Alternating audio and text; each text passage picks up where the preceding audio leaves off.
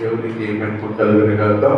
మరొక పునరుద్ధరణను విధముగా మనం చేయి ఆరాధించుకోవడానికి బాధ్యతను దేవుడు మనకు అనుగ్రహించినందుకు మరొక స్తోత్రాలు చెల్లిద్దామా? అందరూ గట్టిగా మరొకసారి గట్టిగా హల్లెలూయా. దేవుని వాక్యాన్ని ధ్యానం చేస్తున్నాం.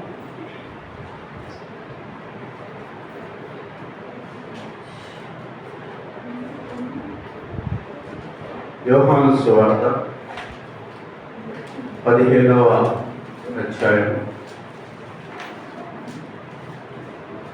యోహాను సువార్త 15వ అధ్యాయం 12వ వచనం నుంచి 19వ వచనం వరకు చదువుతున్నాం. యోహాను సువార్త 12వ వచనం నుంచి 19వ వచనం వరకు చదువుతున్నాం.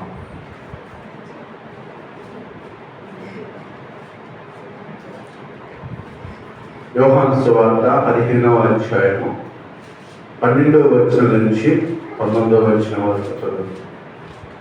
నేను మిమ్మల్ని ప్రేమించిన ప్రకారము మీరు ఒకరినొకడు ప్రేమింపవలనటే నా ఆజ్ఞ.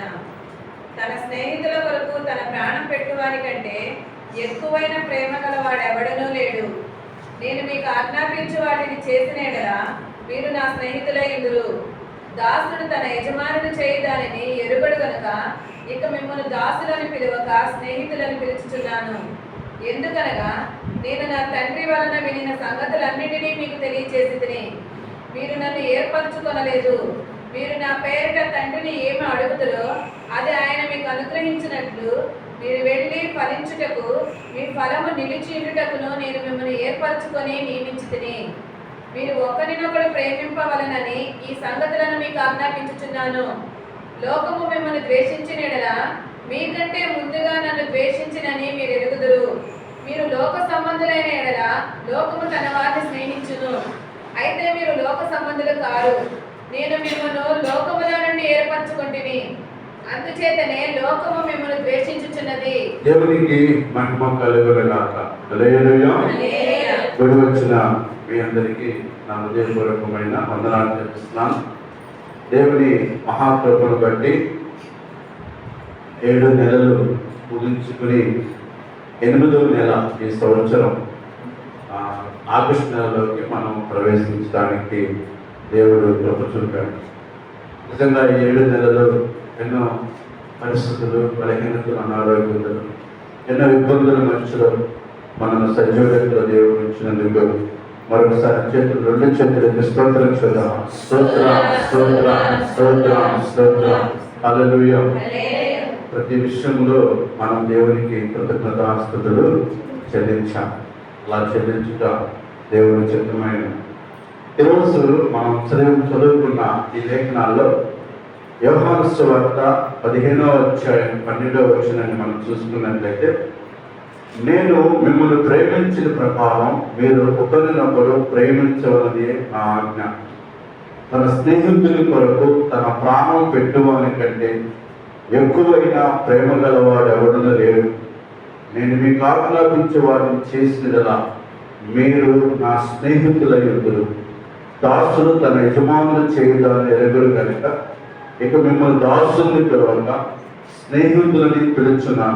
ఎందుకనగా నేను నా తండ్రి వలన వినిన సంగతులన్నిటినీ మీకు తెలియజేసేది. హల్లెలూయా. ఈరోజు ప్రత్యేకమైన ఏంటి? Friendship day. అమ్మాయి నిన్న నుంచి హడావిడి చేస్తుంది. ఫ్రెండ్షిప్ బ్యాండ్ కావాలి, ఫ్రెండ్షిప్ బ్యాండ్ కావాలి. ఫ్రెండ్షిప్ ప్రపంచం మొత్తం స్నేహితుల దినోత్సవముగా చేసుకుంటున్నారు. ఫ్రెండ్షిప్ అంటే నిర్వచనం ఏంటో ప్రభువైన యేసుక్రీస్తు చూపించాడు. ఫ్రెండ్ అనేవాడు మంచిలోను, సుఖములోను, బాధలోను, కష్టాల్లోనూ ఎప్పుడు కూడా తోడే ఉండేవారే నిజమైన స్నేహితుడు. ఇది ఎలా ఉంచి సామెతల గ్రంథం 17వ అధ్యాయం చూడండి ఒకసారి. సామెతల గ్రంథం 17వ అధ్యాయం 17వ వచనం ఒకసారి చదువుదామా? దుష్టులు నిర్దోషులను తీర్పు తీర్చువాడు, నీతిమంతులు దోషులను తీర్పు తీర్చువాడు. సామెతల గ్రంథం 17:17. నిజమైన స్నేహితుడు విడువకు ప్రేమించును, దుర్దశలో అట్టివాడు సహోదరుడుగా నుండును. తన పొరుగు చాలు సార్, ఇందాక ఏం చదివారు? 17 వచనంలో ఒక మంచి మాట మనకు కనబడుతుంది. ఏంటంటే, నిజమైన స్నేహితుడు విడువగా ప్రేమించడు. చెప్పండి మాట, నిజమైన స్నేహితుడు విడువగా ప్రేమించును, అట్టివాడు దుర్దశలో ఏముంది? దుర్దశలో అట్టివాడు ఆ. సహోదరుడుగా నుండును. సహోదరుడుగా ఉంటాడు. అంటే కష్టాల్లో కూడా నీకు ఎలా ఉంటాడంటే సహోదరుడుగా, స్నేహితుడిగా ఉంటాడు. హల్లెలూయా. సరే, లోకం స్నేహము ఎలాంటిదైతే దాని సంగతి తర్వాత మాట్లాడుకున్నాం. బైబిల్లో స్నేహం అనేది చాలా విలువైనది. బైబిల్లో స్నేహితులు, నిజమైన స్నేహితులు ఎవరో బైబిల్లో చెప్పేది ఒక మంచి మాట. ఇందాక మనం యోహాను సువార్తలో చదువుతున్నాం. ఏమనంటే, తన స్నేహితుని కొరకు తన ప్రాణం పెట్టువాని కంటే ఎక్కువైన ప్రేమ గలవాడు ఎవరు? యేసు ప్రభు తన దగ్గరకు వచ్చిన శిష్యులతో, తన దగ్గరకు వచ్చిన ప్రజలతో ఈ విధంగా మాట్లాడుతున్నాడు. చూడండి, ఇంకా యోహాను సువార్తలో యేసు ప్రభు వచ్చిన ప్రజలందరితో ఈ విధంగా మాట్లాడుతున్నాడు. పైన నేను నిజమైన ద్రాక్షవల్లిని, తీగల మీరు అని చెప్పుకుంటూ వచ్చి చివరిలో అంటున్నాడు, మీరు నా స్నేహితులు అంటున్నాడు. దేవునికి స్తోత్రం. హల్లెలూయా. మీరు నా స్నేహితులు అంటున్నాడు, నిజమైన స్నేహితులు అంటున్నాడు. చూడండి, స్నేహం అనేది ఎంత మంచి స్నేహం అంటే దేవుడితో చివరికి దేవుడు తన ప్రాణం పెట్టగలిగిన, ప్రాణం పెట్టేంత స్నేహం ఈ లోకంలో మీరు ఎక్కడ చూసారా? ప్రాణం పెట్టేంత స్నేహం కొంతమంది మగవాళ్ళు మంచి స్నేహం ఉంటారు. ఆర్థిక లావాదేవీలకు వచ్చేసరికి ఆ స్నేహం ఏమైపోతుందంటే చెడిపోతుంది. కొంతమంది ఆడవాళ్ళు ఎంత గుసగుసలు ఆడుకుంటారు, అసలు ఏది కూడా అంత చాలా క్లోజ్గా ఉంటారు. ఏదైనా చిన్న మాట వచ్చినప్పుడు ఇక ఆడవాళ్ళు ఇద్దరికి చూడాలి, మంచి ఫైటింగ్ జరిగింది అందరి. అదే స్నేహం అంటే అది కాదు, కష్టంలోనైనా, బాధలోనైనా, వ్యాధులనైనా ఉండేది నిజమైన స్నేహం. కానీ యేసు ప్రభు నిజమైన స్నేహితుడిగా ఇక్కడ మనకు కనబడుతున్నాడు. నిజమైన స్నేహితుడు తన ప్రాణము ఏం చేస్తారంట? పెట్టాడు. ఈరోజు మన కోసం ప్రాణం పెట్టిన వారు ఎవరు ఉన్నారంటే భూమి మీద ఎవరు లేరు. కానీ మన కోసం ప్రాణం పెట్టిన దేవుడు ఉన్నాడు. ఆయన పేరు ప్రభు అయిన యేసుక్రీస్తు. ప్రాణం పెట్టాడు. ఎంత ప్రాణం, చివరి ప్రాణం పెట్టే అంత స్నేహము దేవుడు మనతో చేశాడు. అందుకే మన స్నేహము ఈ లోకంలో ఎవరితో మనం చేసినా చేయకపోయినా దేవుడితో నీ స్నేహం చేయాలి. దేవుడు ఎప్పుడు నీతో నాతో స్నేహం చేయాలని చూస్తున్నాడు. మనము కూడా దేవుడితో ఎప్పుడు కూడా ఏం చేయాలంటే స్నేహం చేయాలి. గుడ్ ఫ్రెండ్, ఆయన మంచి స్నేహితుడు, నిజమైన స్నేహితుడు, స్వార్థం లేని స్నేహితుడు, కక్ష లేని స్నేహితుడు, ఏ యొక్క ద్వేషం లేని స్నేహితుడు, చివరికి నా కోసం నీ కోసం ప్రాణం పెట్టిన స్నేహితుడు. హల్లెలూయా. ఎవరంటే ఆయన నిజమైన స్నేహితుడు. నిజమైన స్నేహితుడు ఏం పెట్టాడంట? ప్రాణం పెట్టాడు ఆయన. అందుకే ద ఫస్ట్ ఫ్రెండ్ మనకు ఎవరై ఉన్నారంటే ప్రభు అయిన యేసుక్రీస్తు. అందుకే తన దగ్గరికి వచ్చిన ప్రజలందరితో మాట్లాడుతున్నాడు. నేను ఏం చేస్తున్నానంటే తన స్నేహితుని కొరకు తన ప్రాణం పెట్టువాని కంటే ఎక్కువైన ప్రేమ గలవాడెవడు నేను. మొదటిగా నీ కోసం, నా కోసం ప్రాణం పెట్టేంత స్నేహము దేవుడు చేశాడు. రెండవది ఏంటంటే 14 వచనం, నేను మీకు ఆజ్ఞాపించు వాటిని చేసినలా మీరు నా స్నేహితులైనరు. హల్లెలూయా. ఇప్పుడు దేవుడు అంటున్నాడు, నేను మీకోసం ప్రాణం పెట్టేశాను, పక్కన పెట్టండి. ఇప్పుడు నేను మీతో చెప్పే మాట అంటే, మీకు ఆజ్ఞాపించు వాటన్నిటినీ నేను మీకు ఏమైతే చెప్తున్నానో అవన్నీ మీరు చేసినలా మీరు నాకు ఏమవుతారంట? స్నేహితులు. దేవుడికి ఎంతమంది స్నేహితులు అవ్వాలని కోరిక ఉంది ఈరోజు? హల్లెలూయా. చెప్తాం అందరూ హల్లెలూయా.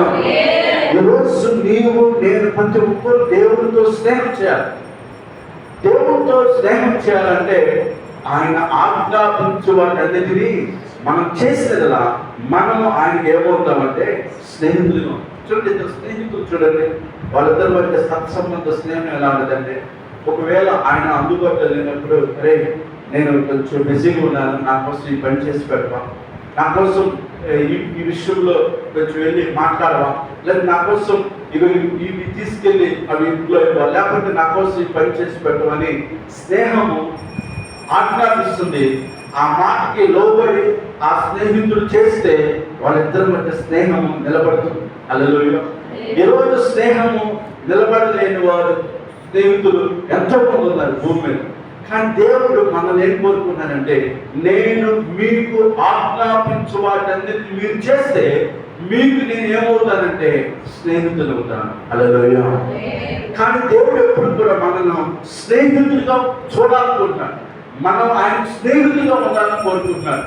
మొదటిగా ఆయన మనకు ఆజ్ఞాపించు వాటన్నిటిని మనం చేస్తే మనం దేవుడికి ఏమవుతామంట స్నేహితులు అవుతాం. రెండోది, స్నేహితులు అయిన తర్వాత చూడండి, దాని కింద 15వ వచనం, దాసుడు తన యజమానులు చేయదానిని ఎరుగురు కనుక ఇక మిమ్మల్ని దాసుని పిలవక స్నేహితులని పిలుచుచున్నాను. హల్లెలూయా. దాసుడు చేసే దాసుడికి యజమానుడికి ఏముంది తేడా ఉంది. పనోడికను ఓనర్కి ఒకే మనసు, ఒకే అన్ని విషయాలు యజమానులు పనోడికి చెప్పుకుంటారా? యజమానులు ఇంట్లో పనోడికి అన్ని చెప్పుకుంటారా? చెప్పండి, చెప్పుకుంటారా? చెప్పుకోరు. కారణం వాడు పనివాడు. పనోడికి యజమానులు ఏమి చెప్పుకోరు, స్నేహితుడిగా చెప్పుకుంటారు. అందుకే ఇక్కడ దేవుడు అంటున్నాడు, మిమ్మల్ని ఇక దాసులను పిలవక మిమ్మల్ని నాకు స్నేహితులను పిలుస్తున్నాను. ఎందుకంటే నేను తండ్రి వలన విన్న సంగతులన్నిటినీ నేను మీకు తెలియజేస్తున్నాను. హల్లెలూయా. నేను ఏమైతే తండ్రి ద్వారా విన్నానో, ఏ వార్త అయితే సువార్త అయితే భూమి మీదకి తీసుకొచ్చానో ఆ విషయాలన్నీ మీతో చెప్తున్నాను. అక్కడికి వచ్చిన శిష్యులతోనూ ప్రజలతోనూ అందరితో దేవుడు మాట్లాడుతున్నాను. నేను మిమ్మల్ని దాసులుగా చూస్తలేదు, ఇంకా మీరు దాసులుగా దాసత్వం కింద బానిసగా మీరు ఉండడానికి కాదు, మిమ్మల్ని స్వతంత్రంగా చేశాను, మిమ్మల్ని నాకు స్నేహితులుగా చేసుకుంటున్నాను. హల్లెలూయా. మీరు నా స్నేహితులు కాబట్టి నాకు మీకు మధ్య దాపరికలేమి ఉండవు. కాబట్టి నా తండ్రి వల్ల విన్న సంగతులన్నిటినీ నేను మీకు తెలియజేస్తాను. మొదటిగా ఏమో దేవుడు మనందరి కోసం ప్రాణం పెట్టి అంత స్నేహం చేశాడు. నెంబర్ 1, ఆయన గొప్పవాడు, శక్తి గలవాడు. ఆయన మన ప్రాణం పెట్టి అంత స్నేహము ఈ లోకంలో ఎవరు చేయలేదు, చేయబోదు కూడా. ఆయన మన కోసం ప్రాణం పెట్టాడు.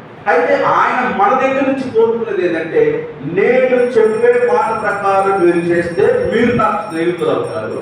రెండోది, మీరు నా స్నేహితులుగా ఉండడానికి మిమ్మల్ని దాసులుగా పిలవట్లేదు, మీరు నాకు స్నేహితులుగా ఉండాలని నేను కోరుకుంటున్నాను. ఎందుకంటే నా తండ్రి చెప్పిన మాటలని నేను మీకు తెలియజేస్తాను. మూడవదిగా చూసినట్లయితే 16వ వచనం, మీరు నన్ను ఏర్పరచుకునలేదు, మీరు నా పేరిట తండ్రిని ఏమి అడుగుతారో అది ఆయన మీకు అనుగ్రహించినట్టు మీరు వెళ్ళి ఫలించుటకు మీ ఫలము నిలిచుటకు నేను మిమ్మల్ని ఏర్పరచుకుని నియమించింది. హల్లెలూయా. నేను మిమ్మల్ని ఏర్పాటు చేసుకున్నాను. ఇప్పుడు దేవుడును యేసు ప్రభు మనం ఏర్పాటు చేసుకున్నామా, ఆయన మనల్ని ఏర్పాటు చేసుకున్నాడా? ఆయనే మనం ఏర్పాటు చేసుకున్నాడు. ఎట్లా చెప్పేగా, సృష్టి రహస్యం చెప్పేగా, దేవుడు సృష్టి అంతా సృష్టించి తన పోలిక చొప్పున దేవుడు ఆదామును చేశాడు. ఆదాము తర్వాత వచ్చే జనరేషన్ మనం. అయితే దేవుడు తన పోలికలో పుట్టిన మానవులు సృష్టించుకుని ఆయనతో స్నేహం చేయడానికి దేవుడు ఏర్పాటు చేసుకున్నాడు. కాబట్టి మనల్ని దేవుడే ఏర్పాటు చేసుకున్నాడు, కానీ మనము దేవుడిని ఏర్పాటు చేసుకోవాలి. హల్లెలూయా. ఈ లోకంలో చాలా రకరకాల మనుషులు, రకరకాలమైన వ్యక్తులను దేవుడిగా చేసుకుని ఏం చేస్తున్నారు? పూజిస్తున్నారు. మనుషులు ఏర్పాటు చేసుకోవాలా. మనుషులు లోకంలో రకరకాల వ్యక్తులను ఏర్పాటు చేసుకుని ఆరాధిస్తున్నారు. మనం అలా చేయలేదు. ఆయనే మనల్ని ఏం చేస్తాడంట? ఏర్పాటు చేసుకున్నాడు. హల్లెలూయా. ఇక్కడ అదే అన్నాడు, మీరు నన్ను ఏర్పాటు చేసుకోలేదు, నేనే మిమ్మల్ని ఏర్పాటు చేసుకున్నాను. కాబట్టి దానికి ఏంటంటే మీరు నన్ను ఏం అడుగుతుందో అది ఆయన మీకు అనుగ్రహించినట్లు మీరు వెళ్ళి ఫలించుటకు మీ ఫలము నిలిచినకు నేను మిమ్మల్ని ఏర్పరచుకుని నియమించిందని. హల్లెలూయా. మీరు ఫలించాలి. స్నేహితులు ఎప్పుడు కూడా ఏమవ్వాలంట, నిజమైన స్నేహితులు ఏం కోరుకుంటారు, అరే నేను ఒక్కడే బాగుపడటం కాదు, నా ఫ్రెండ్ కూడా ఏమవ్వాలి బాగుపడాలి. నేను ఒక్కడే ఫలించడం కాదు, నా ఫ్రెండ్ కూడా ఏమవ్వాలి ఫలించాలి. కానీ లోపల స్నేహం నేను ఒక్కడే బాగుండాలి, అందరూ నాశనం. ఇది లోపల స్నేహం. నేను ఒక్కడే ఎదగాలి, నా స్నేహితులు మిగతా వాళ్ళందరూ ఎదగకూడదు. ఎదిగితే అసూయ, ఎదిగితే ద్వేషం, ఎదిగితే కోపం. తిన్నా కోపం, తిన్నా అసూయ, వేసుకునే బట్టల మీద అసూయ, ఏది చేసినా అసూయ. దేవునికి స్తోత్రం. హల్లెలూయా. కానీ దేవుడు మనల్ని స్నేహితులుగా చూస్తున్నాడు కాబట్టి ఆయన మనల్ని ఏం చేస్తున్నారంటే మీరు ఫలించాలి. అందుకే ఆదికాండం 1:2 అన్నాడు, మీరు ఫలించండి, అభివృద్ధి పొందండి, విస్తరించండి. ఎవరు కోరుకుంటారు మనం ఫలించాలని? ఎవరు కోరుకుంటారు మనం దీవించబడాలని? లోకంలో కన్నా బిడ్డలు కానీ, లోక సంబంధాలు కానీ, బంధువులు కానీ, స్నేహితులు కానీ, ఏ మనిషి కూడా మన మీద నిందలు వేయడానికో, మన మీద నెపములు మోపడానికో, మన మీద ఏదో ఒక సాకులు చెప్పడానికి ఉంటారు. కానీ మనం ఆశ్రయించబడాలని కోరుకునేవాడు భూమి మీద మరొక లోకంలో ఎవరు ఉంటారు. కానీ దేవుడు అంటాడు మీరు ఫలించాలి. అందుకే నేను మిమ్మల్ని ఏర్పాటు చేసుకున్నాను. ఆమేన్. హల్లెలూయా. కాబట్టి స్నేహితులు, నిజమైన స్నేహితులు విడువక ఏం చేస్తారంటే ప్రేమిస్తారు. ఆయన మనల్ని ప్రేమించాడు కాబట్టి మన కోసం ఆయన ప్రాణం పెట్టాడు. అయితే ప్రాణం పెట్టిన దేవుడు అంటున్నాడు కదా, మీరు కూడా నాతో స్నేహం చేయాలి. నేను మీతో స్నేహం చేయాలని కోరుకుంటున్నాను, అందుకే మిమ్మల్ని ఏర్పాటు చేసుకున్నాను. అయితే మీరు నాతో స్నేహం చేయాలంటే మొదటిగా నేను చెప్పిన మాట ప్రకారం మీరు నడుచుకోవాలి. ఆజ్ఞాపించే వాటిని చేయాలి. రెండోదిగా నేను మిమ్మల్ని దాసులను పిలవను, మీరు నాకేమవుతారంట స్నేహితులు. మీకు నాకు మధ్య రహస్యాలు ఏమి ఉండకూడదు. స్నేహితుల మధ్య ఏముండవు, రహస్యాలు ఏముండవు. అన్ని ఓపెన్గా ఇద్దరు చెప్పుకొని మాట్లాడుకుంటారు. తల్లిదండ్రులతోనైనా చెప్పుకోలేరేమో కానీ స్నేహితులు ఫ్రెండ్తో మాత్రం అన్ని ఓపెన్గా చెప్పుకుంటారు. హల్లెలూయా. అందుకే నేను మిమ్మల్ని స్నేహితులు చూస్తున్నాను. మూడోదిగా ఆయన అంటున్నాడు మీరు ఫలించాలని మిమ్మల్ని నా స్నేహితులుగా ఏర్పాటు చేసుకున్నాను. మీరు ఫలించాలి, అభివృద్ధి పొందాలని నేను మిమ్మల్ని ఏర్పాటు చేసుకున్నాను అంటున్నాను. హల్లెలూయా. ఇందులో మరి నిజమైన మంచి స్నేహము, దేవునితో స్నేహం చేసిన వారు బైబిల్లో చాలా మంది ఉన్నారు. వాళ్ళలో మొదటి వ్యక్తి అబ్రహాము. చూడండి, యాకోబు రాసిన పత్రిక 2వ అధ్యాయము 23వ వచనాన్ని చదువుతున్నాం. యాకోబు రాసిన పత్రిక 2వ అధ్యాయం 21 చదవండి. యాకోబు రాసిన పత్రిక 2వ అధ్యాయం 21వ వచనం చదవండి. అబ్రహాము తన కుమారుడైన ఇస్సాకును బలిపీఠం మీద అర్పించినప్పుడు అతడి క్రియల వలన నీతిమంతుడని తీర్పు పొందలేదా? విశ్వాసం అతని క్రియలతో కూడి కార్యసిద్ధి కలుగజేసిననియు క్రియల మూలముగా అతని విశ్వాసం పరిపూర్ణమైనదనియు గ్రహించుచున్నావు కదా. కాబట్టి అబ్రహాము దేవుని నమ్మెను, అది అతనికి నీతిగా ఎంచబడెను అను లేఖనము నెరవేర్చబడెను, మరియు దేవుని స్నేహితుడని అతనికి పేరు కలిగెను. ఎవరంట అబ్రహాము? ఎవరంట? చెప్పండి ఎవరు? అబ్రహాము దేవునికి స్నేహితుడు. కారణం ఏంటంటే దేవుడు చెప్పినన్ని అబ్రహాము చేశాడు. ఎదురు వల్ల మాట్లాడి నువ్వు పని చేయాలంటేనే చెయ్యము. ఆకాశంలో నుంచి ఒక స్వరం వినపడి ఆ స్వరం ద్వారా దేవుడు మాట్లాడుతున్నప్పుడు ఆ స్వరం ద్వారా లోబడి ఊరు కాని ఊరు, దేశము కాని దేశము, తన భార్యను తీసుకుని ఎక్కడికి వెళ్ళాలో తెలియదు, దేవుడు వెళ్ళమంటున్నాడు అని బయలుదేరడం అంటే అది మామూలు విషయమా? అది చాలా ఛాలెంజ్. దేవుడు మాటకు లోబడి విధేయత చూపించి బయలుదేరి వెళ్ళడం అంటే చాలా ఛాలెంజ్. కానీ దేవుడు అబ్రహాము దేవుడితో స్నేహం చేసి హల్లెలూయా. అందుకే ఇక్కడ బైబిల్లో దేవుని మరియు దేవుని స్నేహితులని అతనికి పేరు ఉందంట. అబ్రహాము దేవునికి ఏమైందంట? మంచి స్నేహితుడయ్యాడు. అందుకే చెప్పిన ప్రకారం నడుచుకుంటూ వెళ్ళాడు, చెప్పిన ప్రకారంగా జీవించాడు, చెప్పిన ప్రకారంగా వెళ్ళమన్నాడు, కూర్చోమన్నాడు, టెంట్ వేసుకోమన్నాడు, ఉన్నాడు. మళ్ళా ఇక్కడి నుంచి బయలుదేరన్నాడు. మళ్ళా టెంట్ పీకాడు, బయలుదేరాడు, మళ్ళా వెళ్ళిపోయాడు. మళ్ళా కూర్చుని మళ్ళా కొద్ది రోజులు బాగున్నప్పుడు మళ్ళా కరువు వచ్చింది. కరువు వచ్చి అదామంటే దేవుడు అన్నాడు, కాదు ఇక్కడే కూర్చో, నేను ఇది పోషిస్తా అన్నాడు. అక్కడే ఉన్నాడు. మళ్ళా బయలుదేరాడు, మళ్ళా ఇవ్వమన్నాడు, మళ్ళా వెళ్ళాడు. మళ్ళా దేవుడితో మాట్లాడుతున్నాడు, స్నేహితుడితో మాట్లాడినట్టుగా, అయ్యా ఇంతమంది ఉన్నారు, ఆస్తి ఉంది, పిల్లలు ఉన్నారు, అన్నీ ఉండే కానీ పిల్లలు లేదు.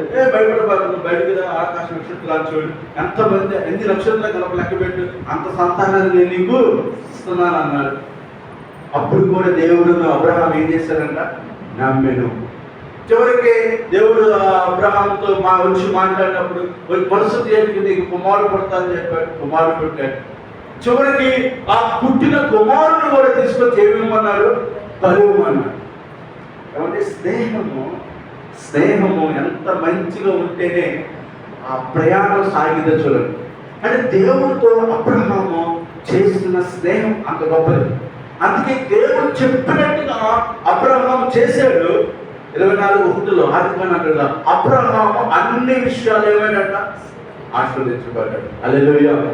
ఈరోజు దేవుడు చెప్పిన పని అంతా మనం చేసినట్లయితే మనలో కూడా దేవుడు అన్ని విషయాలు ఏం చేస్తారంట, ఆశీర్వదిస్తాడు. అబ్రహాం లోబడ్డాడు. అందుకే నా స్నేహితుడు అంటున్నాడు అబ్రహాం. దేవుడు అతనికి పేరు ఉన్నాడు.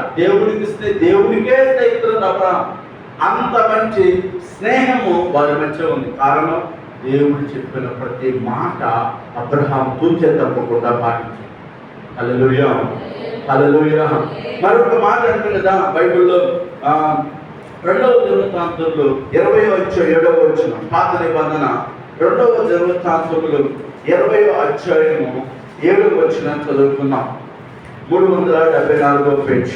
ఈ జనులైన ఇశ్రాయేలీయుల ఎదుట నుండి ఈ దేశపు కాపురస్తులను తోలివేసి నీ స్నేహితుడైన అబ్రహాము యొక్క సంతతికి దీనిని శాశ్వతముగా నిచ్చిన మా దేవుడవు నీవే. ఇక్కడ చూడండి, నీ స్నేహితుడైన అబ్రహాము అంటున్నాడు. హల్లెలూయా.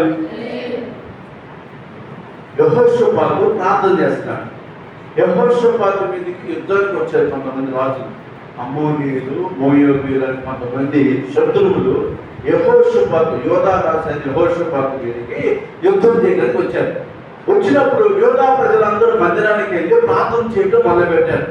ప్రార్థన చేస్తూ మాట్లాడుతున్న మాటల్లో ఈ మాట మాట్లాడుతున్నాడు యెహోషాపాతు. ఏమని మాట్లాడుతున్నాడు, నీ జనులైన ఇశ్రాయేలు ఎదుట నుండి ఈ దేశపు కాపురస్తులను తోలివేసి నీ స్నేహితులైన అబ్రహాము యొక్క సంతతికి ఈ భూమిని, ఈ పట్టణాన్ని, ఈ దేశాన్ని శాశ్వతముగా ఇచ్చిన దేవుడువు నీవే. హల్లెలూయా. యెహోషాపాతు అన్నాడు, అయ్యా నీ స్నేహితుడు అబ్రహాముకి ఈ దేశాన్ని నీ సంతతికి ఇస్తానన్నావు కదా, మరి శత్రువులు మా మీద యుద్ధం చేయడానికి వస్తున్నారు కాబట్టి మాకు దిక్కు నీవే, కాబట్టి నీవే మా పక్షమున ఏం చేయమన్నాడు, యుద్ధం చేయమన్నాడు. ఆ యుద్ధం చేసే మాటలో ఈ మాట మాట్లాడాడు, నీ స్నేహితుడైన అబ్రహాం. హల్లెలూయా. అబ్రహాం ఎవరి స్నేహితుడు? ఒక గుర్తుపెట్టుకోండి, ఈ లోకంలో స్నేహితులు అనేవారు మనల్ని ఎంతమంది విడిచిపెట్టి వెళ్ళిపోయినా దేవుడు మాత్రం ఎప్పుడు మనతో స్నేహం చేయాలి. మనము ఎప్పుడు దేవుడితో స్నేహం చేస్తే ఆ స్నేహంతో చాలు.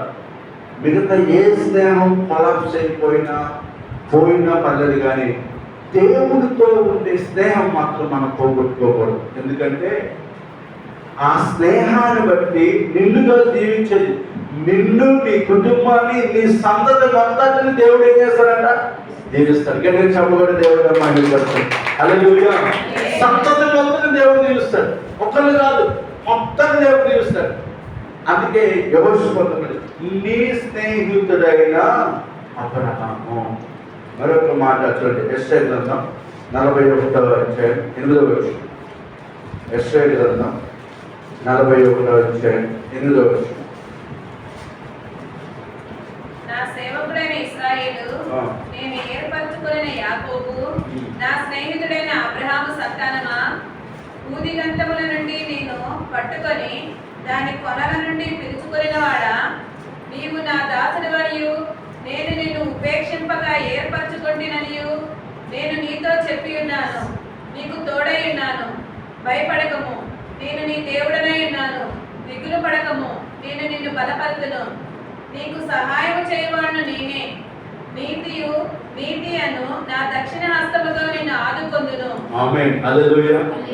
నా సేవకుడైన ఇశ్రాయేలు, నేను ఏర్పరచుకున్న యాకోబు, నా స్నేహితుడైన, చెప్పండి, నా స్నేహితుడైన, దాని గురించి అబ్రహాం సంతానంతో చెప్పండి అన్నమాట.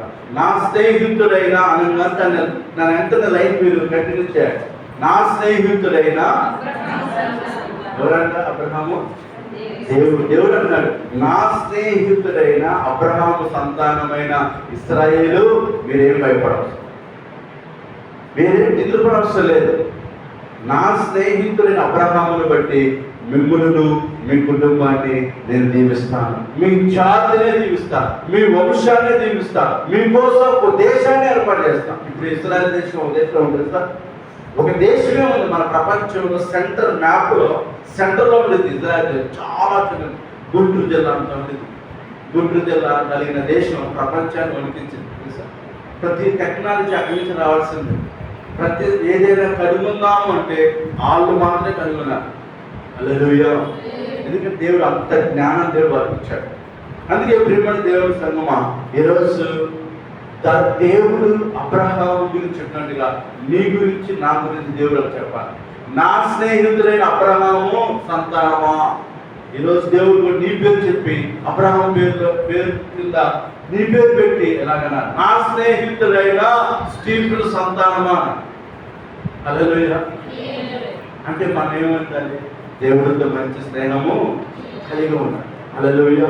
ఆయన చెప్పినవన్నీ మనం చేయాలి. ఆయన ఆజ్ఞాపించిన వాటన్నిటిని మనం చేస్తే ఆయనకి మనకి మంచి స్నేహం ఉంటుంది. ఆ స్నేహము ఏంటంటే మనం ఆస్వాదించబడటానికి, మనం ఫలించడానికి, మనం అభివృద్ధి కావడానికి ఆ స్నేహం. ఎందుకంటే లోక స్నేహం చేస్తారు కొంతమంది.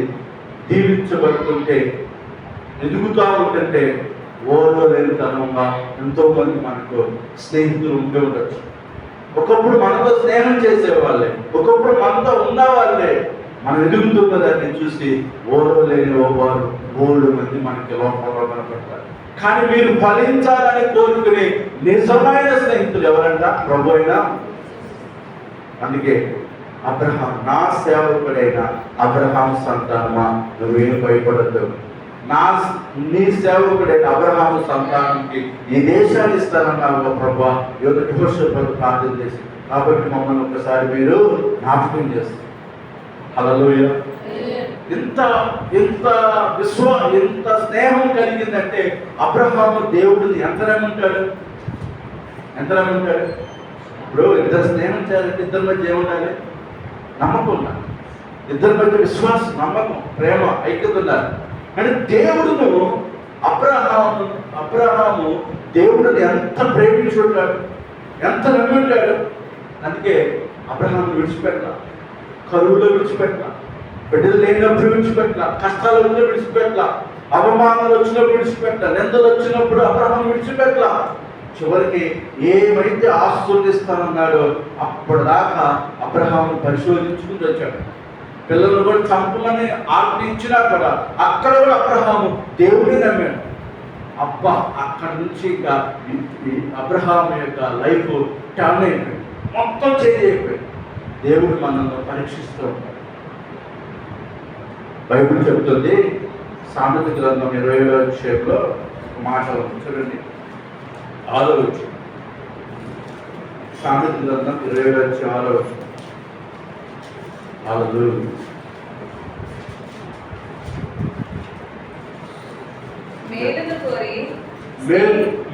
మేలును కోరి స్నేహితుడు గాయములు చేయను. మేలును కోరే స్నేహితుడు ఏం చేస్తాడంట? గాయాలు చేస్తాడు. పగవాడు లెక్కలేని ముద్దులు పెట్టును. నిజమైన స్నేహితుడు ఎప్పుడు కూడా మనల్ని సరి చేస్తూ ఉంటాడు, మనం కరెక్షన్ చేస్తూ ఉంటాడు. మనం తప్పు చేసినా కూడా ఆహా ఓహో అనేవాడు నమ్మదు మనం. ఎందుకంటే వాడు తప్పు చేస్తున్నాడని తెలుసుకొని మనం సరి చేయకోకుండా వాళ్ళు ఎంకరేజ్ చేస్తారంటే మనం నాశనం అవ్వడానికి వాళ్ళు కోరుకుంటారు. మేలును కోరే స్నేహితుడు గాయాలు చేస్తాడు. అబ్రహామును అనేక విషయాలు దేవుడు పరిశోధించాడు, టెస్ట్ చేశాడు. అబ్రహాం ఎలా ఉంటాడు, అబ్రహాం ఎలా ఆత్మీయంగా నడుచుకుంటాడో దేవుడు అబ్రహాం ఏం చేశాడంటే టెస్ట్ చేశాడు. ప్రతి టెస్ట్లో అబ్రహాం పాస్ అయ్యాడు. అందుకే చివరికి నీ స్నేహితులైన అబ్రహాం సంతానం, నా స్నేహితులైన అబ్రహాం సంతానమా నువ్వేమీ భయపడదు. హల్లెలూయా, హల్లెలూయా. మరొక మాట చూద్దాం. ఆదికాండం 18:16. ఆదికాండం 18:16. అప్పుడు ఆ మనుషులు అక్కడి నుండి లేచి సొదొమ తట్టు చూచిరి. అబ్రహాము వారిని సాగనంపుటకు వారితో కూడా వెళ్ళెను. అప్పుడు యెహోవా, నేను చేయబో కార్యము అబ్రహాములకు దాచదనా? అబ్రహాము నిశ్చయముగా బలము గల గొప్ప జనమగును.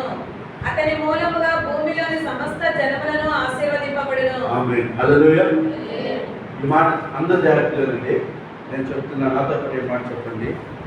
నేను చేయబో కార్యము అబ్రహామునకు దాచెదనా? అలా చెప్తామా? నేను చేయబో కార్యమును అబ్రహామునకు దాచెదనా? అంటే ఏంటి? స్నేహితుల మధ్య దాపరికాలు ఉండవు.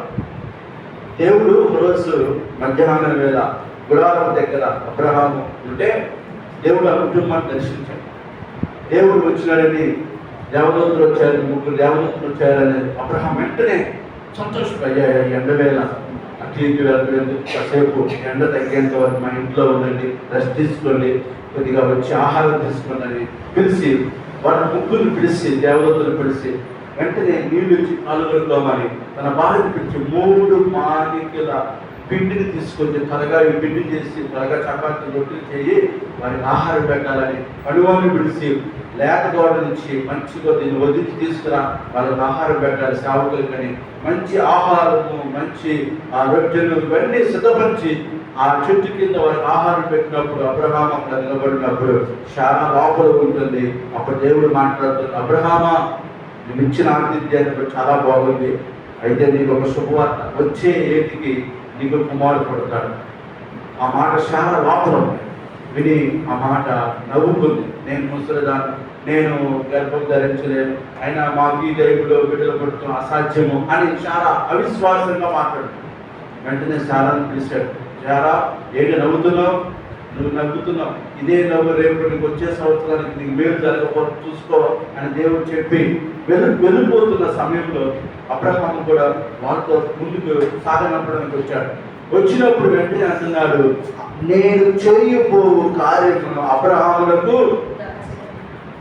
ఇందాక యోహాను సువార్తలో ఏం చెప్పారంటే, మిమ్మల్ని దాసులని పిలవక మిమ్మల్ని ఏమని చేస్తున్నానంటే స్నేహితులు. ఎందుకంటే దాసుడికి యజమానికి మధ్య గ్యాప్ ఉంటుంది, స్నేహితులకి స్నేహితుల మధ్య ఏముండదంటే గ్యాప్ ఉండదు. నేను చేయబోయే కార్యం ఖచ్చితంగా మీకు తెలియజేస్తానని అబ్రహాముతో చెప్తున్నాడు. ఇదిగో నేను సొదొమ గొమొర్రా పట్టణాన్ని నాశనం చేయబోతున్నాను అబ్రహామా అన్నాడు. అంతే, వెంటనే అబ్రహాం గుండెలో రాయబడింది. ఎందుకు? సొదొమ గొమొర్రాలో ఎవరున్నారు? లోతు కుటుంబం. తన తమ్ముడు కుమారుడు లోతు భార్య, లోతుకు ఇచ్చిన 2 పిల్లలు, 2 ఆడపిల్లలు ఉన్నారు.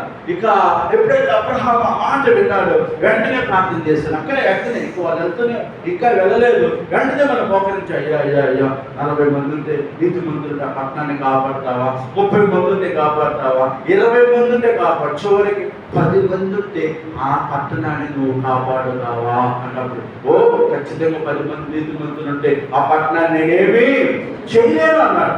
అప్పుడు ఏం చేశాడు తెలుసా?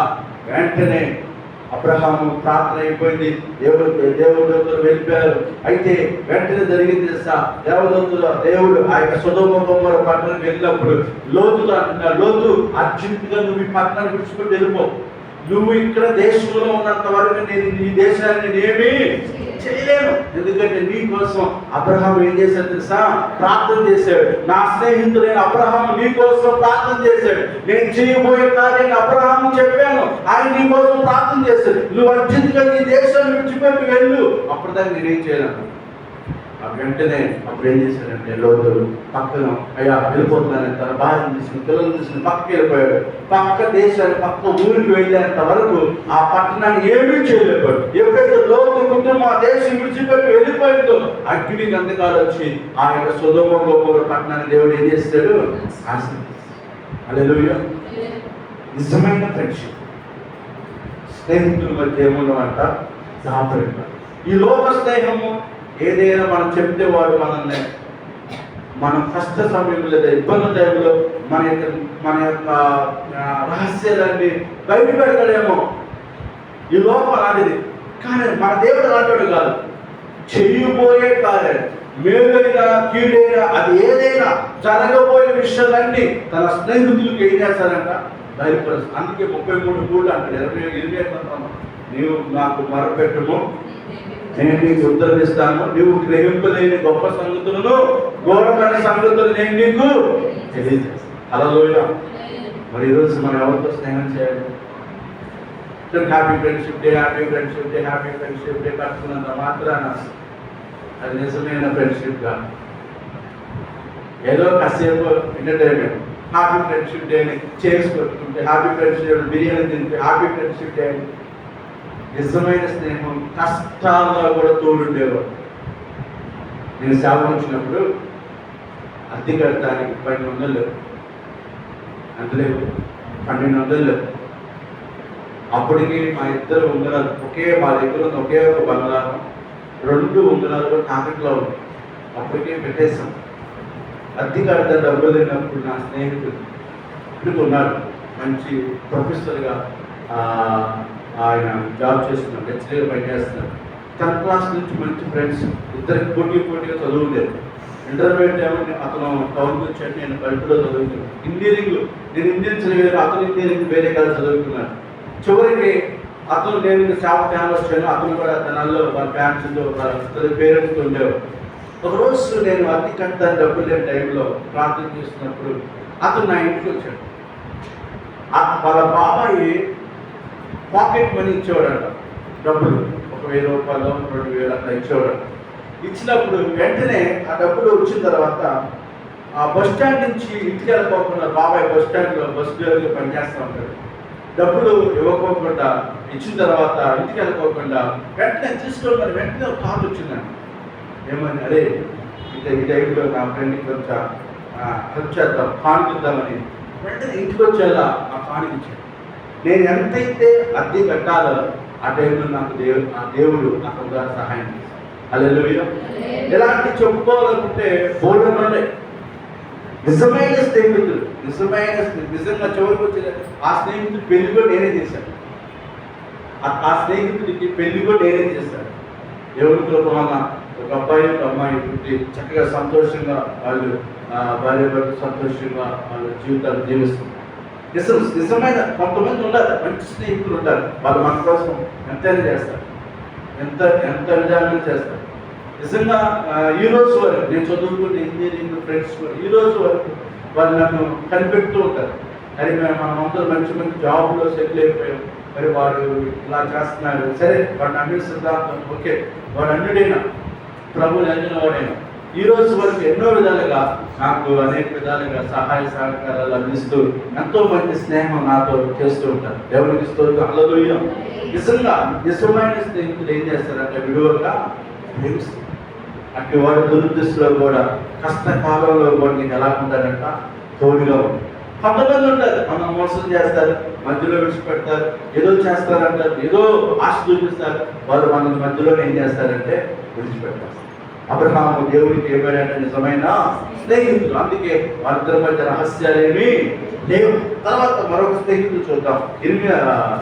నిర్గమాకాండం 33 వచ్చాయి 10వ వచనం. నిర్గమాకాండం 33.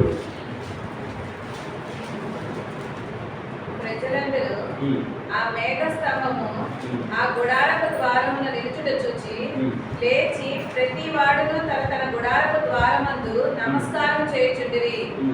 మనుషుడు తన స్నేహితులతో మాట్లాడినట్టు యెహోవా మోషేతో ముఖాముఖిగా మాట్లాడుచుండెను. తరువాత అతడు పాడెంలోనికి తిరిగి వచ్చుచుండెను. అతని పరిచారకుడను నూను కుమారుడైన యెహోషువ అను యవ్వనస్తుడు గుడారంలో నుండి వెలుపలికి రాలేదు. హల్లెలూయా. మనుషుడు తన స్నేహితుడితో మాట్లాడినట్టు యెహోవా మోషేతో ముఖాముఖిగా మాట్లాడాడు. అసలు దేవుడు మనల్ని ఏర్పాటు చేసుకుంటే స్నేహితుడిగా మనతో ముఖాముఖిగా మాట్లాడటానికి. మనతో దేవుడు ప్రతిరోజు మాట్లాడాలని చూస్తాడు. మాట్లాడాలంటే ఏం చేయాలి తెలుసా? దేవుడు మనతో మాట్లాడాలంటే చిన్న స్థితిలో చెప్తున్నాడు, నీ హృదయం అంతా ఎంటీ చేశాడు, అంటే నీ హృదయంలో అంతా ఖాళీ అయిపోవాలి. దేవుడు మనతో మాట్లాడాలంటే మన హృదయంలో ఉన్నదంతా ఖాళీ అయిపోవాలి.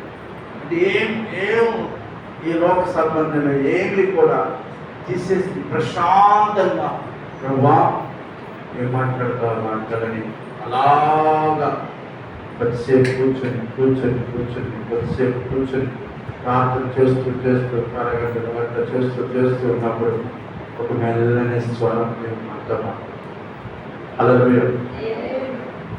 దేవుడు మనతో మాట్లాడతాడు.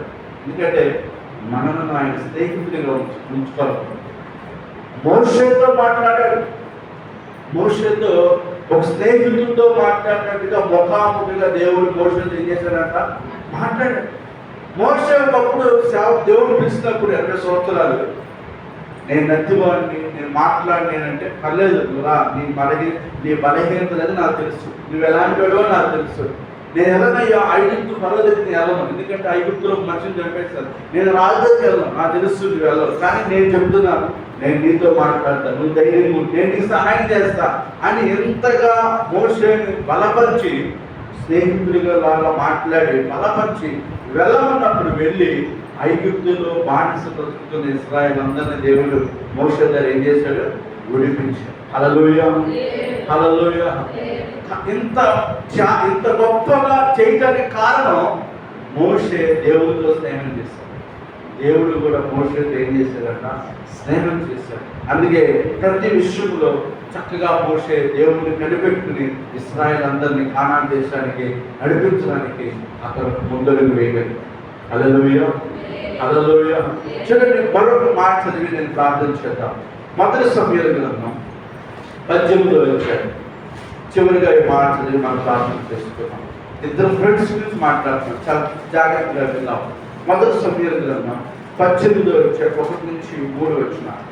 దావీదు సౌలుతో మాట్లాడుట చాలించినప్పుడు యోనాతాను హృదయము దావీదు హృదయముతో కలిసిపోయెను.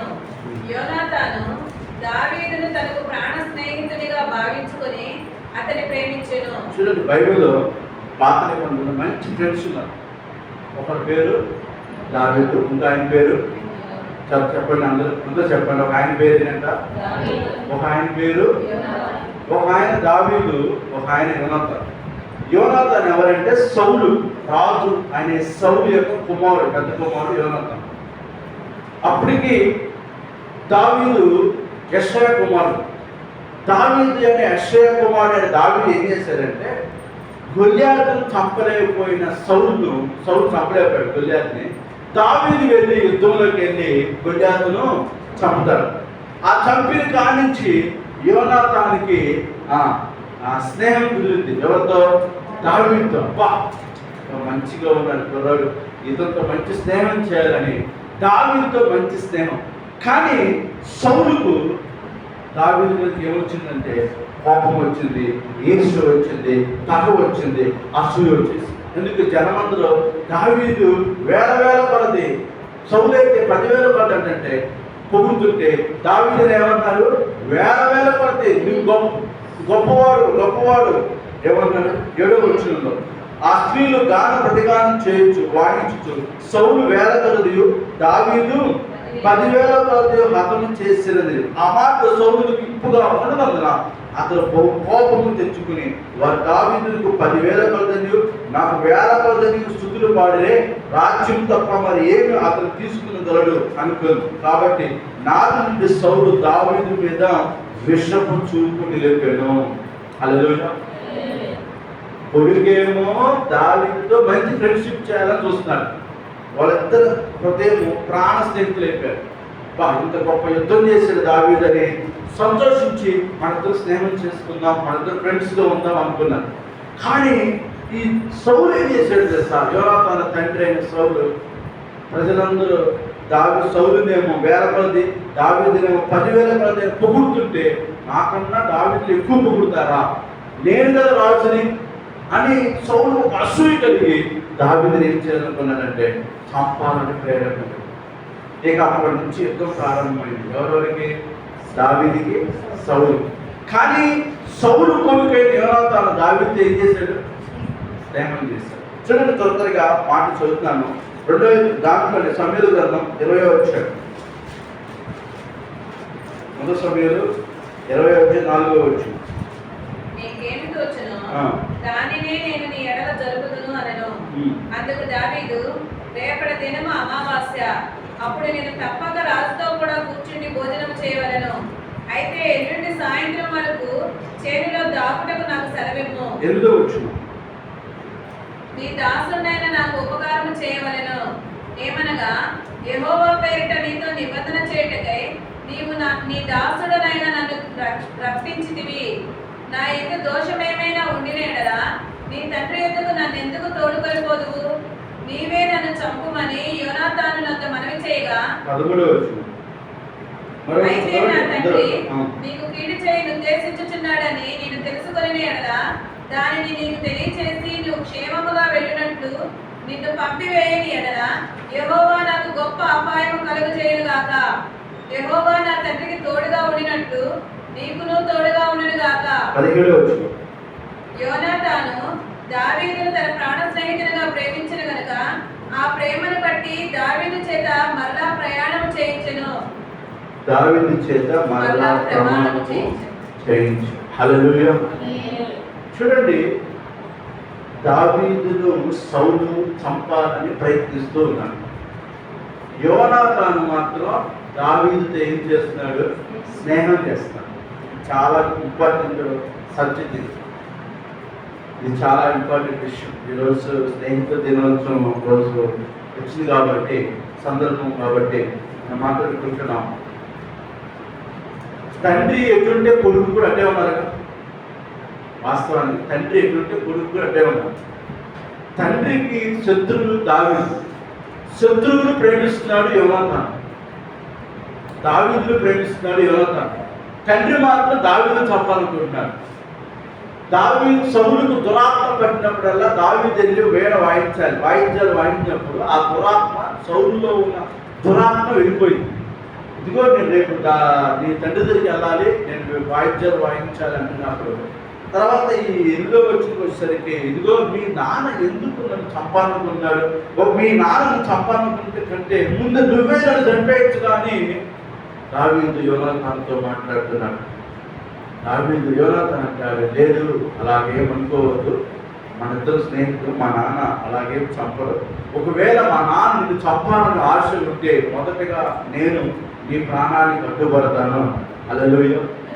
తర్వాత దాన్ని అలాగే చదువుకుంటండి. మరొక మాట చదువుకున్నాం. ముందుకు వెళ్దాం. 13:20 అధ్యాయము 41 వచ్చి చదువుకున్నాం. వాడు వెళ్ళిపోయిన వెంటనే దావీదు దక్షిణపు దిక్కు నుండి బయటకు వచ్చి 3 మార్లు సాష్టాంగ నమస్కారం చేసిన తరువాత వారు ఒకరినొకరు ముద్దు పెట్టుకొనుచు ఏడ్చుచుండిరి. ఇలా ఉండగా దావీదు 40 వచ్చిన 20:40లో యోనాతాను తన ఆయుధాలు వారి చేతికి ఇచ్చి వీటిని పట్టణం తీసుకుని పొమ్మని చెప్పి వారిని పంపేసి వారు వెళ్ళిపోయిన వెంటనే దావీదు దక్షిణ దిక్కు నుండి బయటకు వచ్చి 3 మార్లు సాష్టాంగ నమస్కారం చేసిన తర్వాత వారు ఒకరినొకరు ముద్దు పెట్టుకుంటూ ఏడ్చుతూ ఉండేది. తర్వాత దావీదు మరింత బిగ్గరగా ఏడ్చి, దీనికంటే ముందు మాట చదువుతున్నాను చూడండి. 30 వచ్చే సౌలు యోనాతాను మీద బహుగా కోపపడి, ఆ గొడ్లు దాని కొడుకా నీకును నీ తల్లి మానవునకును సిగ్గుతున్నట్లుగా నువ్వు యెషయా కుమారుడు సేకరించిన సంగతి నాకు తెలిసింది కాదా? యెషయా కుమారుడు భూమి మీద బ్రతుకున్నంత కాలం నీకైనను నీ రాజ్యముకైనా స్థిరత కలగదా? కాబట్టి నీ వర్తమానం పంపి అతన్ని నా దగ్గర రప్పించు. నిజంగా అతను మరణం పలువుడని చెప్పాడు. అతను యోనాతాను అతను ఎందుకు మరణము శిక్ష అతను ఎందుకు మరణ శిక్ష నొందవలను, అతను ఏమి చేస్తుందని సౌలు అడగగా సౌలు అతని పొడవలని ఈటివిస్తున్నాడు. అందువల్ల తన తండ్రి దావీదును చంపనుద్దేశించగలిగి ఉన్నాడని యోనాతాను తెలుసుకుని అత్యాగ్రహుడై పళ్ళ ఎత్తును లేచి తన తండ్రి దావీదును అవమానపరిచిన అతని నిమిత్తం దుఃఖాగ్రస్తుడై అమావాస్య పోయిన మన్నాడు భోజనము చేయడు. హల్లెలూయా. ఇది చాలా ఇంపార్టెంట్ విషయం. సౌలేమో దావీదును చంపాలని ప్లాన్, యోనాతానేమో దావీదును చంపలేకపోకుండా కాపాడాలని యోనాతాను ప్లాన్. ఈ ప్లాన్లో యోనాతానికి దావీదుకి స్నేహం బాగా, ఫ్రెండ్షిప్ బాగా ఎక్కువగా ఉంది. ఒకరోజు సౌలు యోనాతాన్ని పిలిచాడు. ఒరే, వాడితో నీ స్నేహం ఏంట్రా అని సౌలు యోనాతాను పిచ్చి కూతురు చెప్తున్నాడు. పైన మాట్లాడాడు. పిచ్చి అంటున్నాడు, అసలు వాడిని చంపేస్తే రేపు నువ్వే రాజు అవుతారా? నువ్వెందుకు కట్టుబడుతున్నావు చంపనిపోకుండా? నువ్వు వాడితో స్నేహం చేస్తున్నావేంటి అని తండ్రి యోనాతానును గదులుతూ గద్దిస్తూ ఉన్నాడు. యోనాతాను మాత్రం చక్కగా నాకు దావీదు స్నేహం మంచిది, నేను దావీదుతో స్నేహం చేస్తానన్నప్పుడు సౌలు ఒక ఈటిని విసిరాడు. దానిని బట్టి యోనాతాను అర్థం చేసుకున్నాడు, ఓహో మా నాన్న దావీదుని ఖచ్చితంగా చంపాలని ప్రయత్నంలో ఉన్నాడు కాబట్టి ఇప్పుడు యోనాతాను అనుకున్నాడు, దావీదుని ఏం చేయాలంటే కాపాడాలి. హల్లెలూయా. చూడండి, ఎవరంటే నాకు రాజ్యం, మా నాన్న తర్వాత రాజు నేను అవుతాను. ఇప్పుడు మా నాన్న చెప్పినట్టు నేను వింటే నేను రాజును అవుతాను. మా నాన్న చెప్పినట్టు వినుకోకుండా నేను వేరే వాడితో స్నేహం చేస్తే వాడు రాజు అవ్వాలనుకుంటున్నాడు. దేవుడి దృష్టిలోనే వాడు రాజు అవ్వాలి, కానీ మా నాన్న దృష్టిలోనే నేను రాజు అవ్వాలి. నేను ఏమనుకుంటానంటే మా నాన్న మాట వినాలి, నేను మా నాన్న మాట విని నేను రాజును అవుతాను. కానీ నేనేం చేస్తాను, మా నాన్న మాట వినుకోకుండా నేను రాజు కాబోయే వ్యక్తితో నేను స్నేహం చేస్తాను. అది మా నాన్నకి ఇష్టం లేదు, అది చాలా వ్యతిరేకంగా ఉంది, చాలా ఇబ్బందిగా ఉంది. చివరికి నా మీద దాడి చేయాలని యోనాతాను చూస్తున్నాడు సౌలు. ఈ విధముగా వారి మధ్య గొడవ జరుగుతున్నప్పుడు మరొక మాట చదువుకుంటే 23వ అధ్యాయం, మొదటి సమయంలో 23వ అధ్యాయం 16. అప్పుడు సౌలు కుమారుడైన యోనాతాను లేచి వనములోనున్న దావీదు వద్దకు వచ్చి, నా తండ్రి అయిన సౌలు నిన్ను పట్టుకొన చాలడు, నీవు భయపడవద్దు, నీవు ఇశ్రాయేలీయులకు రాజువగుదువు, నేను నీకు సహకారినవుదును, ఇది నా తండ్రి అయిన సౌలునకు తెలిసి ఉన్నదని అతనితో చెప్పి దేవుని బట్టి అతని బలపరిచెను. దేవునికి మహిమ కలుగును గాక. హల్లెలూయా.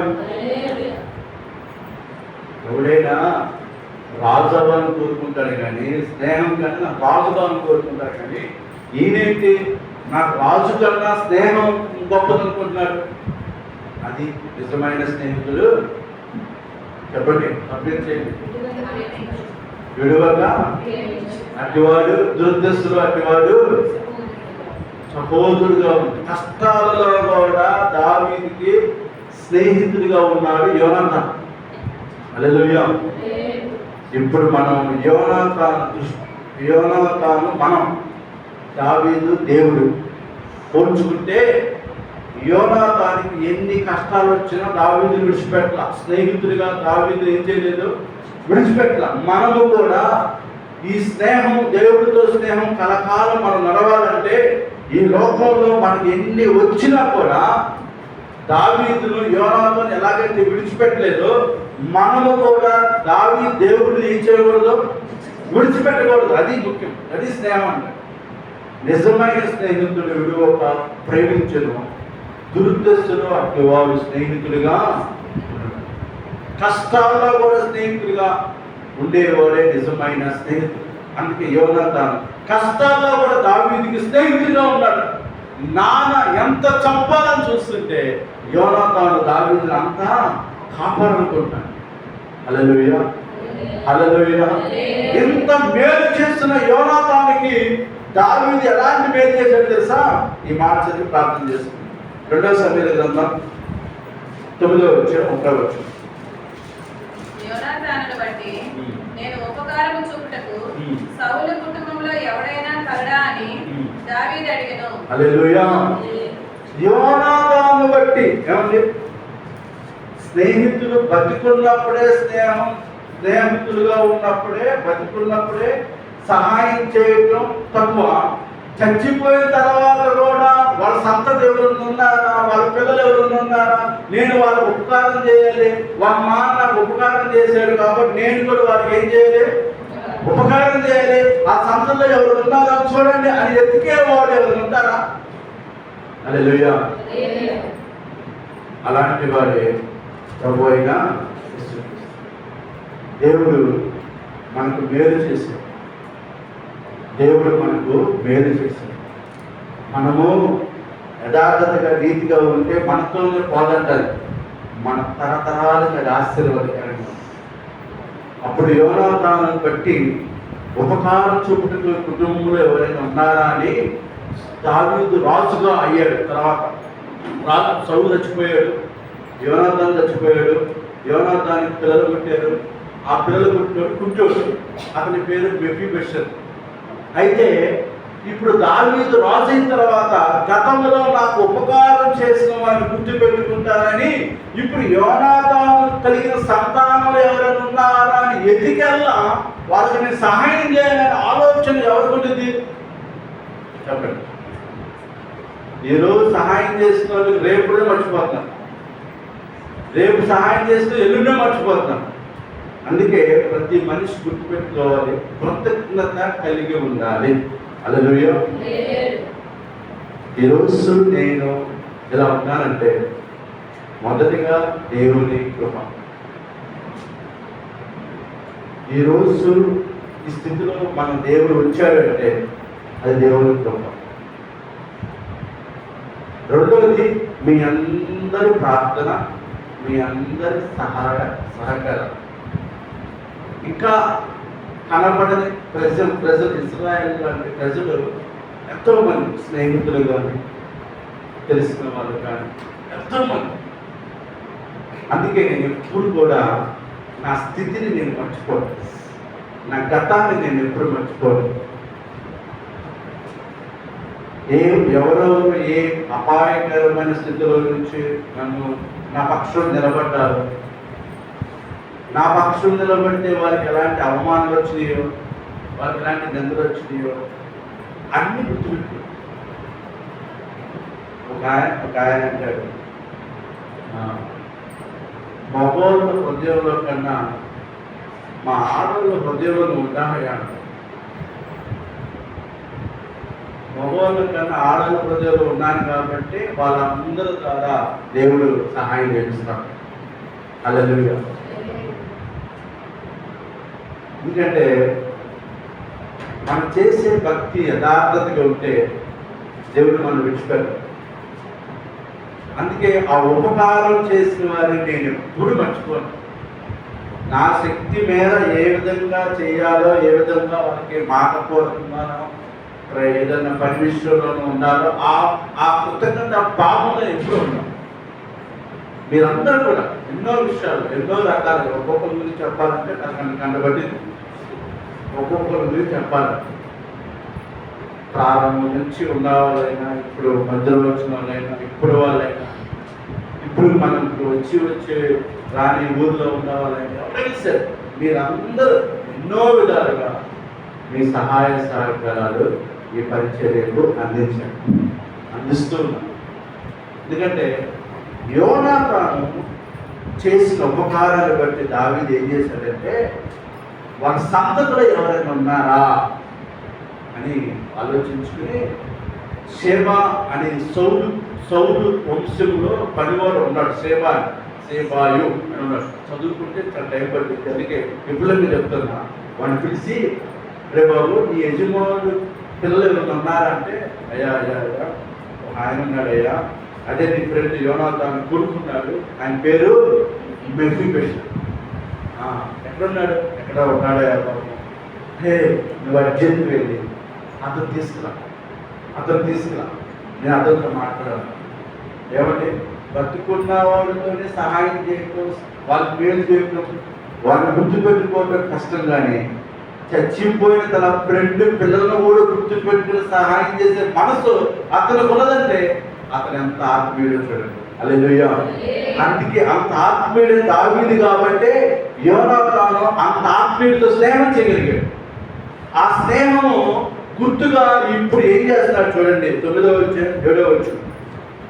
అందుకు దావీదు, నువ్వు భయపడవద్దు, నీ తండ్రి యోనాతాను నిమిత్తం నిజముగా నేను నీకు ఉపకారం చూపి నీ విధుడైన సౌలు భూమి అంతే నీకు మరలా విప్పిద్దునని, మరియు నీవు సదాకాలము ఈ నా పల్ల యొద్దనే భోజనం చేయదని సర్వేగా. అతడు నమస్కరించి, చచ్చిన కుక్క వంటి వాడైన నా ఎడల నీవు దయచూపుటకు నీ దాసులకు నేను ఎంతటి వాడను అని. అప్పుడు రాజు సౌలు సేవకుడైన సేవాను పిలువనంపి సౌలులకు అతని కుటుంబములకు కలిగిన సొత్తుని నీ యజమాని కుమారుని నేను ఇప్పించి ఉన్నాను కాబట్టి నీవును నీ కుమారుని నీ దాసు అతని వరకు ఆ భూమిని సాగుబడి చేసి నీ యజమాని కుమారునికి భోజనానికి ఆహారం తోలట్లు నీవు దాని పంట తేవాలి. నీ యజమాని కుమారుని మెఫీబోషెతు ఎల్లప్పుడూ నా పల్లెనే భోజనం చేయని సెలవించదు. ఈ సేవకు 15 మంది కుమారులు 20 మంది దాసులు ఉండేది. నా 7 వాళ్ళకు రాజు తన దాసునికి ఇచ్చిన ఆజ్ఞ అంతటి చెప్పున నీ దాసుని నేను చేసినని సీబా రాజుతో చెప్పాడు. హల్లెలూయా. పనివాడు పిలిచి మెఫీబోషెతు తీసుకొచ్చాడు. ఇప్పుడు మెఫీబోషెతు ఎవరు? యోనాతాను కొడుకు. ఇప్పుడు యోనాతాను బట్టి ఎవరికి దేవుడు మేలు, దావీదు ఎవరికి మేలు చేస్తున్నాడు? కొడుకు మేలు చేస్తున్నాడు. యోనాతాను కొడుకు మెఫీబోషెతు మేలు చేస్తున్నాడు. అతను పిచ్చివాడు. అతను అన్నాడు, నువ్వు నా పల్ల అయితే కూర్చో, నాతో పాటు కలిసి భోజనించు, నా రాజ్యంలోనే ఉండు, నా ఇంట్లోనే ఉండు, నువ్వేం భయపడబాకు, నువ్వేం అధైర్యపడబాకు. ఆ పనివాడు పిలిచి సేవాయి పిలిచి, రే బాబు, ఇగో నీ యజమానుడు అయిన యోనాతాను కుమారుడుగా వీళ్ళ ఆస్తి ఎక్కడెక్కడ పోతుందో, వీళ్ళ పొలాలు ఎక్కడెక్కడ చూసి ఆ పంట తీసుకొచ్చి మళ్ళీ ఇంక అప్పగించు.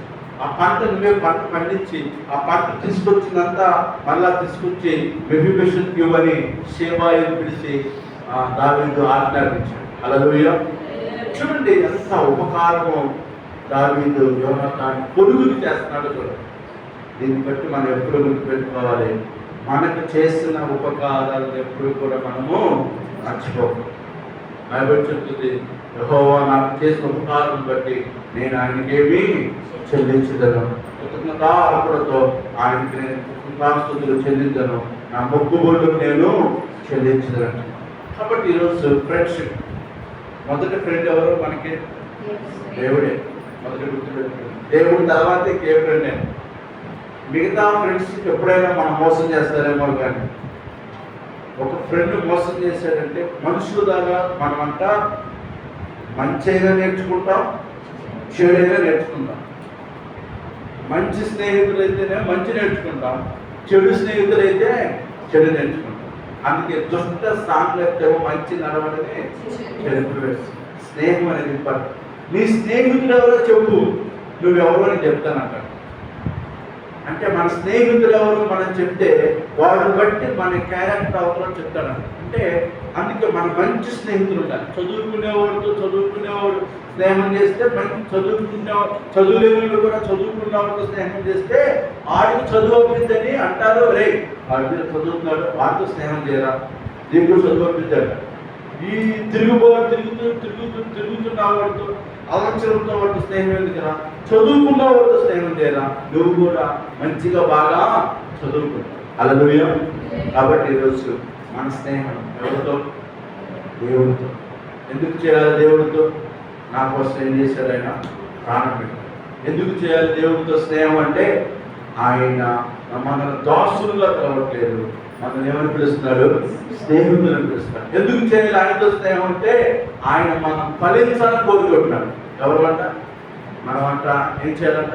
ఫలించాలి. కాబట్టి ఈరోజు మనము దేవుడితో స్నేహం చేయాలి. మొదటిగా దేవుడు మనతో ఎప్పుడు స్నేహం చేస్తాడు. దావీదు యోనాతాను స్నేహం చూపించాడు. యోనాతాను మంచి స్నేహితులైన దావీదుతో కష్టాల్లో బాధల్లో కూడా దావీదుని విడిచిపెట్టుకోకుండా కనిపెట్టుకున్నాడు. చక్కగా అతనికి సహాయకులు. యోనాతాను మనం పోల్చుకుని దావీదుని దేవుడితో పోల్చుకుంటే ఖచ్చితంగా మన జీవితంలో కూడా ఆశీర్వదించాలి. అబ్రహాము దేవుడికి ఏమైనా స్నేహితుడు, మోషే దేవుడికి ఏమైనా స్నేహితుడు. నిజమైన స్నేహం, విలువగా ప్రేమించడం, దుర్దశలో కూడా కష్టకాలంలో కూడా విలువని స్నేహితులు ఆయనే నిజమైన స్నేహితుడు. అందుకే ఎవరితో స్నేహం చేయాలో ఈరోజు మనం జ్ఞాపకం తెచ్చుకున్నాం, ప్రార్థన చేసుకున్నాం. దేవుడి కొద్ది మాట దీవించి ఆశీర్వదించుకున్నాం. ఈరోజు మన స్నేహం దేవుడితో వచ్చింది. మన కోసం ప్రాణం పెట్టిన దేవుడితో స్నేహం చేయాలి. మనమందరం కూడా ప్రభురాత్రి ఘోషణలోకి పాల్గొంటున్నాం. ప్రభురాత్రి ఘోషణలో మనం పాల్గొంటున్నాం. హల్లెలూయా, స్తోత్రం. ఏ స్నేహం చేసినా మనం మోసపోతాం. ఏ స్నేహం చేసినా మనం లోక స్నేహము, దేవునికి వైరం వచ్చిన దేవుడితో స్నేహం చేస్తే మనకి ఎంతో ఆశీర్వాదం. అందరూ సిద్ధపడతారు. ప్రభురాత్రి సిద్ధపడతారు. అయోగ్యంగా మనం కాకుండా మన కోసం ప్రాణం పెట్టిన దేవుడి కోసం, మన కోసం రక్తం కార్చిన దేవుడు. అందరూ కళ్ళు మూసుకొని అవకాశం మోకరించి 10 నిమిషాలు సిద్ధపడతారు. ప్రభురాత్రి భోజనం కోసం సిద్ధపడతారు. నా కోసం ప్రాణం పెట్టిన దేవుడు. ఆయన నాకు నిజమైన స్నేహితుడు. ఆయన మనం విడిచిపెట్టే దేవుడు కాదు. ఈ స్నేహం నాకు కావాలి. ఆయన మన స్నేహితుడిగా పిలుస్తున్నాడు. మిమ్మల్ని దాసులుగా ఉండలేదు, స్నేహితుడిగా పిలుస్తున్నాను.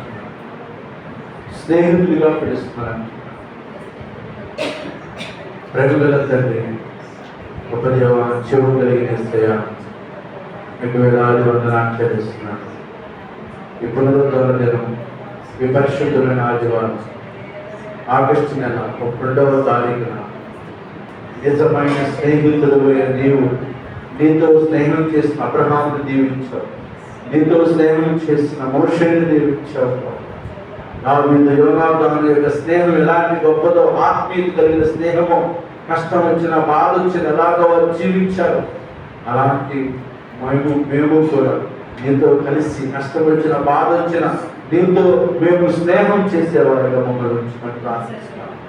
ఇలాగ స్నేహం మమ్మల్ని మోసం చేయొచ్చు, మమ్మల్ని కష్టాల్లో విడిచిపెట్టచ్చు, కష్టాల్లో మాకు తోడుగా ఉండకపోవచ్చు, బాధల్లో మాకు తోడుగా ఉండకపోవచ్చు. కానీ నిత్యము మాతో ఉండే దేవుడు నీవే. నిజముగా మాకు మంచి స్నేహితులు నీవైన దేవుడు తండ్రి, మీకు స్తోత్రాలు చెల్లిస్తాను. మీరే దీవించి ఆశీర్వదించి సహాయం చేయండి. ఇంతమంది మాటలు మా హృదయం నీరు కట్టి ఫలింపచి ఉన్నాం. ప్రభావ నీ శరీరములో నీ రక్తములో మేము పాల్పంచుకోకపోతున్నాం. తండ్రి, నిశ్చయానికి స్తోత్రం. నీ శరీరము నీ రక్తాన్ని మేము తీసుకుని మమ్మల్ని పరిశుద్ధపరచండి. మా ప్రాణ ఆత్మ శరీర నిర్ధారణకి ఉంచండి. అయోగ్యత మాలో నాలో లేకపోతే యోగ్యులుగా చేయండి. నీతో నిత్యము స్నేహం చేసే బిడ్డలుగా మమ్మల్ని ఉంచమని యేసు క్రీస్తు నామములో అడిగి వేడుకుంటున్నాం తండ్రి, ఆమేన్. అలాగే అలా వస్తున్నాం మీ దగ్గరికి ప్రభు శరీరం ప్రభువులను తీసుకురాబడ్డారు. అందరూ కలుగుతుంది ప్రార్థన